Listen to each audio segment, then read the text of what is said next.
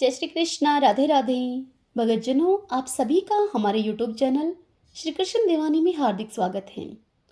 आज के पावन दिन मैं आप सबके समक्ष शनिवार व्रत की कथा प्रस्तुत कर रही हूँ। भगतजनों, शनिवार के दिन शनि देव की पूजा होती है। काला तिल, काले वस्त्र, तेल, उड़द शनि देव को अत्यधिक प्रिय हैं, इसलिए इनके द्वारा शनि की पूजा होती है। शनि की दशा को दूर करने के लिए इस व्रत को किया जाता है। शनि स्तोत्र का पाठ भी इस दिन विशेष फलदायक सिद्ध होता है। आइए अब मैं आप सबको शनिवार व्रत की कथा सुनाती हूँ। सब बोलिए शनिदेव महाराज की जय। ओम शनिश्चराय नमः। एक समय सूर्य, चंद्रमा, मंगल, बुध, बृहस्पति, शुक्र, शनि, राहु और केतु इन 9 ग्रहों में आपस में झगड़ा हो गया। सभी कहने लगे कि हम सब में से बड़ा कौन है, हम सब में से बड़ा कौन है। सब अपने आप को बड़ा कहते थे। जब आपस में कोई निर्णय न हो सका तो सब के सब आपस में झगड़ते हुए देवराज इंद्र के पास जा पहुंचे और वहां जाकर इंद्र से कहने लगे कि आप देवताओं के राजा हैं, इसलिए आप हमारा न्याय करके हमें बतलाइए कि हम 9 ग्रहों में से सबसे बड़ा कौन है। राजा इंद्र उनका यह प्रश्न सुनकर घबरा गए और उनसे कहने लगे कि मुझ में यह सामर्थ्य नहीं है जो कि मैं किसी को बड़ा या छोटा बताऊं। मैं अपने मुख से कुछ भी नहीं कह सकता हूं तुम्हें। हाँ, एक उपाय हो सकता है। इस समय पृथ्वी पर राजा विक्रमादित्य दूसरों के दुखों का निवारण करने वाले हैं, इसलिए तुम सब मिलकर उन्हीं के पास जाओ, वही तुम्हारे दुखों का निवारण करेंगे।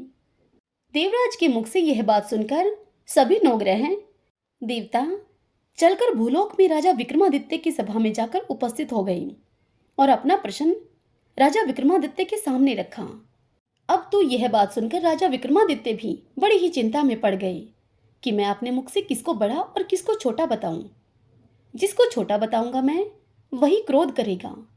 परंतु उनका झगड़ा निपटाने के लिए उन्होंने एक उपाय सोचा कि सोना, चांदी, कांसा, पीतल, शीशा, रागा, जस्ता, अब्रक और लोहा इन 9 धातुओं के राजा विक्रमादित्य ने 9 आसन बनवाए। सब आसनों को क्रम से रखा गया। सबसे पहले सोने का और सबसे आखिरी में लोहे का आसन रखा गया। बीच में अन्य धातुओं के आसन रखे गए। जब यह आसन रखे जा चुके थे तब राजा विक्रमादित्य ने सभी देवताओं से कहा कि आप सब अपने अपने आसनों पर बैठिए। जिसका आसन सबसे आगे है वह सबसे बड़े और जिसका आसन सबसे पीछे है वह सबसे छोटे जानिएगा। क्योंकि लोहा सबसे पीछे था और वह शनिदेव का आसन था, इसलिए शनिदेव ने समझ लिया कि राजा ने मुझको सबसे छोटा बना दिया है। इस पर शनिदेव को राजा पर बड़ा ही क्रोध आया और उसने कहा कि राजा, तू मेरे पराक्रम को नहीं जानता है।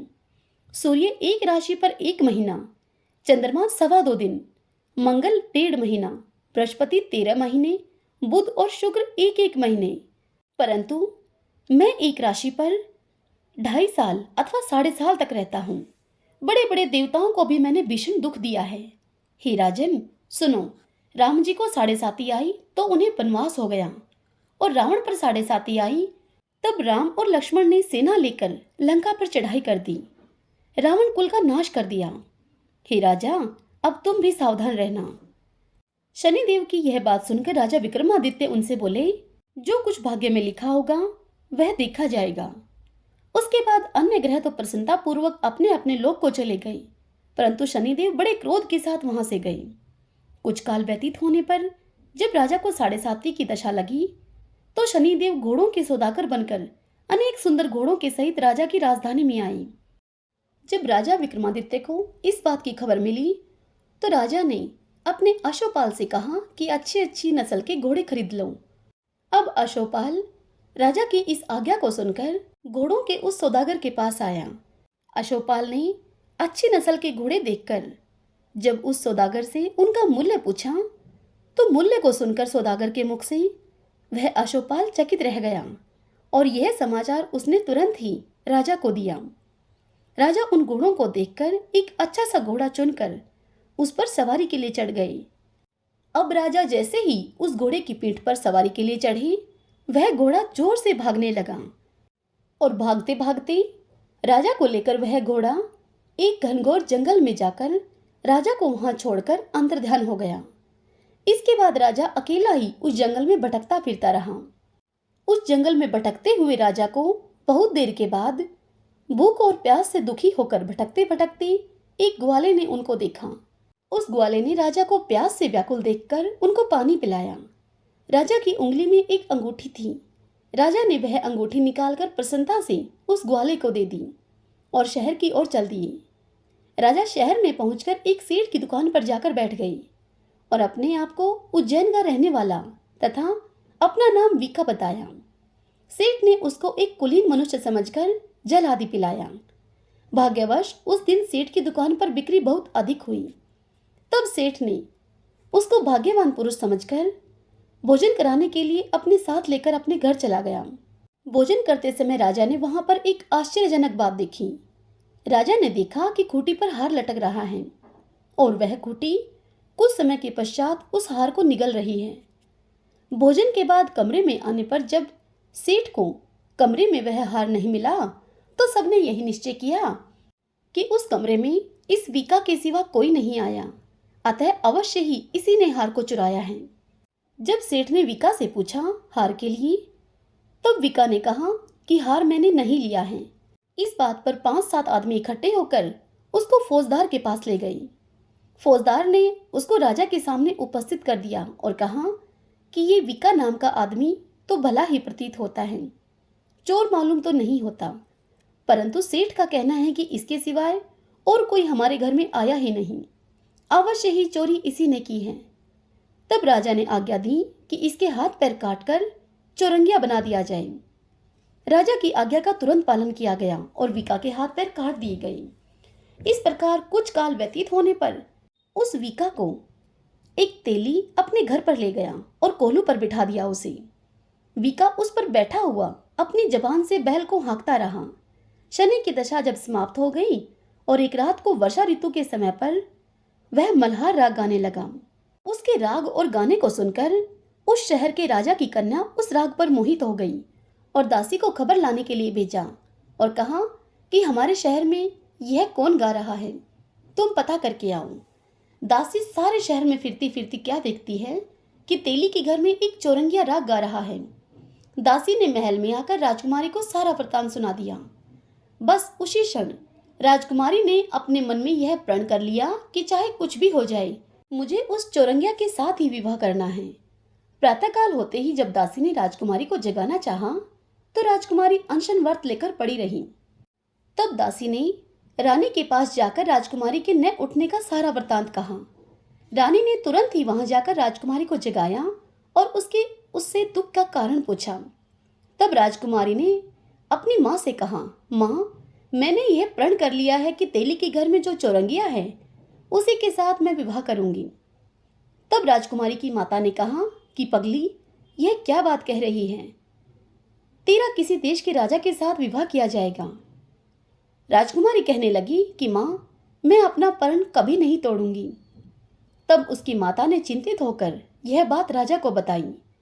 तब राजा ने आकर अपनी बेटी को खूब समझाया और कहने लगे कि मैं अभी देश देशांतर में अपने दूत भेजकर सुयोग्य, रूपवान एवं बड़े से बड़े गुणी राजकुमार के साथ तुम्हारा विवाह करूंगा। ऐसी बात तुमको कभी नहीं सोचनी चाहिए। तब राजकुमारी अपने पिता से बोली, पिताजी, आपके कहने से मैं अपने इस प्रण को त्याग दूंगी, परंतु किसी दूसरे से विवाह मैं कदापि न करूंगी।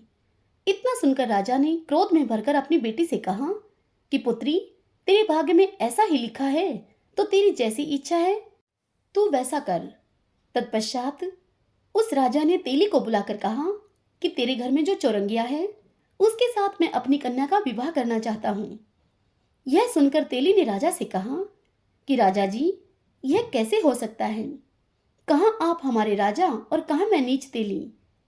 फिर राजा ने कहा कि भाग्य में लिखे को कोई नहीं टाल सकता, तुम अपने घर जाकर इस विवाह की तैयारी करो। राजा ने उसी समय तोरण और बंधनवार लगाकर अपनी राजकुमारी का विवाह चौरंगिया विक्रमादित्य के साथ तय कर दिया तथा समय अनुसार उनका विवाह संपन्न हो गया। रात्रि को जब विक्रमादित्य और राजकुमारी महल में सोई तो आधी रात के समय शनिदेव ने विक्रमादित्य को स्वप्न में दर्शन दिए और कहा, राजन, कहो मुझको छोटा बतलाकर तुमने कितना दुख उठाया। तब राजा विक्रमादित्य ने शनिदेव से क्षमा मांगी। तब शनिदेव ने प्रसन्न होकर विक्रमादित्य को हाथ पैर दे दिए। तब राजा विक्रमादित्य ने शनिदेव से कहा कि महाराज, मेरी एक प्रार्थना है, उसे आप स्वीकार करें कि जैसा दुख आपने मुझे दिया है ऐसा किसी और को न देना। तब शनिदेव ने राजा विक्रमादित्य से कहा कि तुम्हारी यह प्रार्थना मैंने स्वीकार की। जो मनुष्य मेरी और तेरी इस कथा को सुनेगा और कहेगा, उसको मेरी दशा में कभी किसी प्रकार का दुख नहीं होगा, और जो नित्य ही मेरा ध्यान करेगा, चींटियों को आटा डालेगा, उसके सब मनोरथ पूर्ण होंगे। इतना कहकर शनिदेव अपने धाम को चले गए। राजकुमारी की आंखें खुली और उसने राजा के हाथ पांव देखे तो उसे बड़ा ही आश्चर्य हुआ। तत्पश्चात राजा विक्रमादित्य ने अपनी रानी को अर्थात उस राजकुमारी को अपना समस्त हाल कहा और बताया कि मैं उज्जैन का राजा विक्रमादित्य हूँ। यह बात सुनकर राजकुमारी अत्यधिक प्रसन्न हुई। और फिर जब सवेरा हुआ तब राजकुमारी से उसकी सखियों ने पूछा तो उसने अपने पति का सारा वृत्तांत अपनी सखियों से कह सुनाया। तब सबने प्रसन्नता प्रकट की और कहा कि ईश्वर ने आपकी मनोकामना पूर्ण कर दी। तत्पश्चात जब उस सेठ ने यह सुना तो वह विक्रमादित्य के पास आया और राजा विक्रमादित्य के पैरों पर गिरकर उनसे क्षमा मांगने लगा और कहा कि आप पर मैंने चोरी का झूठा आरोप लगाया, अतः आप मुझको जो चाहे दंड दे दें। तब राजा ने कहा कि मुझ पर शनिदेव का कोप था, इसी कारण से यह सब दुख मुझको प्राप्त हुआ। इसमें तुम्हारा कोई दोष नहीं है। तुम अपने घर जाकर अपना कार्य करो। यह सुनकर वह सेठ बोला कि मुझे तभी शांति मिलेगी जब आप मेरे घर चलकर प्रीतिपूर्वक भोजन करेंगे। तब राजा विक्रमादित्य ने उससे कहा कि जैसी आपकी मर्जी हो वैसा ही करें। तत्पश्चात सेठ ने अपने घर जाकर अनेक प्रकार के सुंदर भोजन बनवाए। राजा विक्रमादित्य को प्रीति भोज दिया। जिस समय वह भोजन कर रहे थे, एक अत्यंत आश्चर्य की बात सबको दिखाई दी। जो खूंटी पहले हार निगल गई थी, अब वह खूंटी हार को उगल रही है। जब भोजन समाप्त हो गया तो सेठ ने हाथ जोड़कर बहुत सी मोहरें राजा को भेंट स्वरूप दी और कहा कि मेरे श्री कुंवरी नाम की एक कन्या है, उसका आप पाणी ग्रहण करें। इसके बाद सेठ ने अपनी कन्या का विवाह राजा के साथ कर दिया और बहुत सा दान दहेज आदि दिया। इस प्रकार कुछ दिनों तक वहां निवास करने के पश्चात राजा विक्रमादित्य उस शहर के राजा से कहने लगे, अब हम अपने उज्जैन जाना चाहते हैं।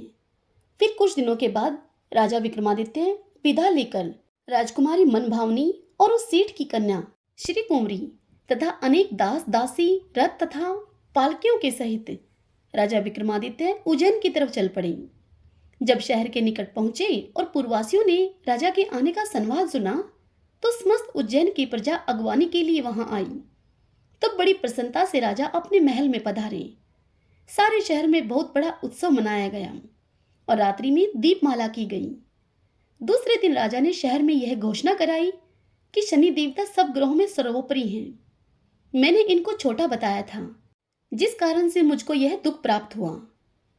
इस कारण सारे शहर में सदा शनिदेव की पूजा और कथा होने लगी। राजा और प्रजा अनेक प्रकार के सुख भोगते रहे। जो कोई शनिदेव की इस कथा को पढ़ता अथवा सुनता है, उस मनुष्य के शनिदेव की कृपा से सब दुख दूर हो जाते हैं। शनिवार की कथा को व्रत के दिन अवश्य पढ़ना चाहिए। सभी बोलिए शनिदेव महाराज की जय।